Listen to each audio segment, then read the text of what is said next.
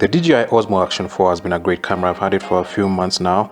I'm planning to go to a forest to do some photography and also some video, and there are two weaknesses that I need to fix. The first weakness is close focus, and the second one is the audio quality. I want to fix both because it will come in handy when I'm doing the photo stock video work. I'll be able to take close-up photography, and also I want to be able to get some more decent audio as I walk around. Generally, all action cameras have a very poor close focus, meaning they can't focus the closer you get to a subject. They all have a relatively small sensor because of their compact size. And they also come with a fixed wide-angle lens, and this combination tends to make distant objects sharp, while close objects will lack focus. Second, they also have a fixed aperture and no autofocus mechanism. You can step down to improve image sharpness, but it will still have poor close focus.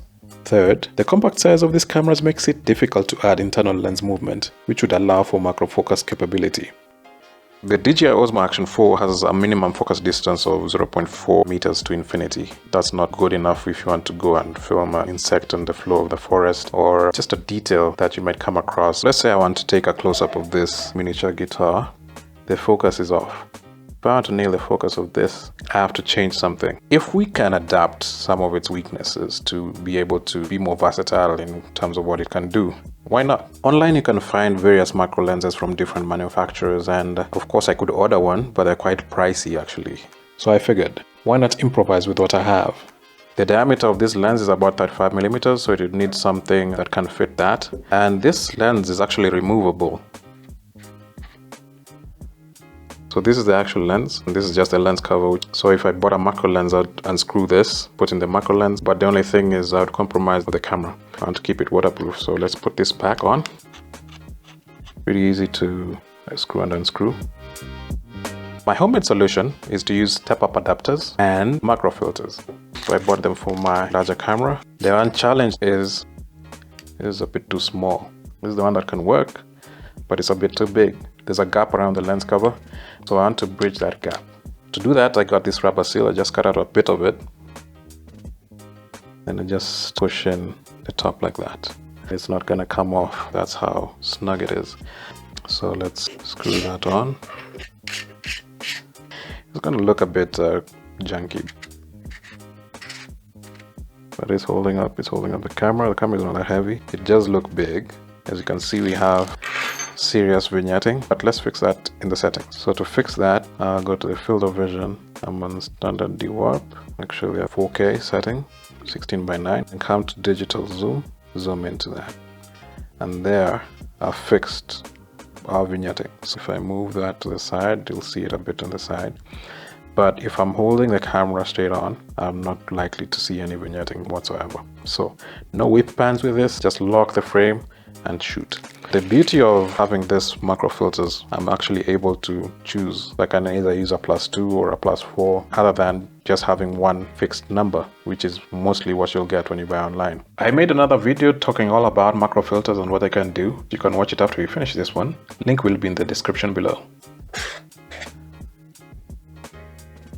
Trying to move straight on so that I don't have to see the filter anywhere in the frame.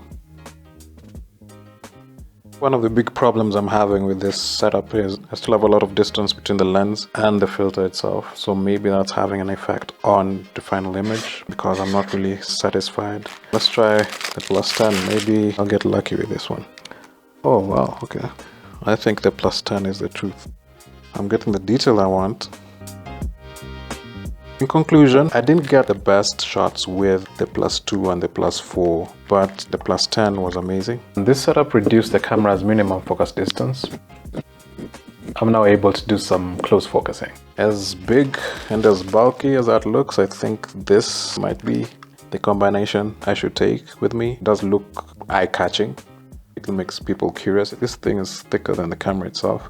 So I'll just walk around with it as is, pop it on there, get the shot, take it off, keep going, you know, so maybe it could work. Yeah, I don't know what you think. You can let me know in the comments.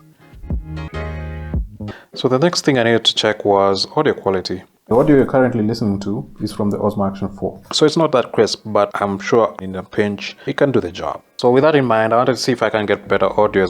The DJI Action 4 can connect with the DJI Mic Mini and DJI Mic 2 through Bluetooth. If you dig into the menu, go to wireless mic. You can actually connect with this camera without any cables involved, and that will be pretty neat. The other option of connecting sound to this camera is through this USB-C port. Since I don't own the DJI Mic 2 or the DJI Mic Mini, I'll definitely have to use the USB-C port to connect it. The only question is, will the sound be clean? Will the sound be good? I have with me the newer CM28 Pro, which is a wireless microphone system that I bought on a deal. I've had it for a couple of months. I've actually used it to record some interviews for documentaries and 1 or 2 videos for this channel, and the quality is great. It comes in this nice little plastic case, which is quite sturdy. It has a USB-C port at the back for charging the battery. This is not just a case, it actually charges the microphones inside. And when it's charging, these lights down here light up. So these are the mics. It has 2 transmitters and 1 receiver. And the beauty of this is it can actually record internally. And that's one of the reasons why I bought it. And the other reason why I bought this system is because I can actually connect a lapel mic onto each transmitter. So if I want to activate internal recording in this microphone, I'll just press this for a few seconds. And once that is blinking red, it's recording internally. You can go a whole day recording internally and also onto your camera. So you have 2 backups of good audio. At the back, there's a mildly strong magnet, but if you don't want to use the magnet, you can always use this clip, which is actually quite grippy. On the side is also a USB-C port I'll use to download any audio that I've recorded internally. The receiver has a USB-C port on the side. It has 2 buttons for controls. It has the on button, and you can actually use headphones on it. And it has a set button which allows you to go through the menu. It has this clip for mounting it on your camera. This system came with a series of cables, of course, and one of the cables was a USB-C to 3.5 jack cable. The one challenge I have is that the cage that came with the DJI Osmo Action 4 has no hot shoe or cold shoe. So we'll just do the test on the table here. But for the outdoors, I'll try and find a solution. To connect the system, you'll first take the receiver and the cable, plug it into the out port. The sound will be coming from the transmitter into the receiver, and from the receiver, it'll enter into the camera. You'll open the USB-C port and plug in the cable. Once I connect the receiver, those green levels show that the Osmo Action 4 has recognized there's a microphone connected and it's receiving audio signals. So this connection still looks a little janky. I'll have to find a solution for that. This connection still looks a little bulky, but I'll have to find a solution for that. This combination of the newer mic with the Action 4 seems to be working quite well, and I think I'll set that up. But the only question is, how will I be able to connect this? Maybe I'll do a bit of that, or maybe use a bit of duct tape or something, and actually just do that, by the way. Perfect. And then secure it with it's not going very well. So in conclusion, the macro filters work, the microphone works, with some caveats. This is how the final build will look like. It's not ideal, but it's also interesting. I'll shoot with it a few times, see if I'm comfortable with it. And if I'm not, then I might invest in a proper macro lens. However, I'm now coming around to the idea that I need to buy a cage for this with 2 cold shoes or maybe a quarter screw mount, just so that I can be able to mount some of these things. As you can see, the build has some things that work, some things that just won't work as they are. And it's a bit of a reflection of life, that even in your weakness, there's some strength to find. Don't give up. Keep moving. Something's gotta give. If you enjoyed watching this, please subscribe. I'll see you in the next one. Blessings.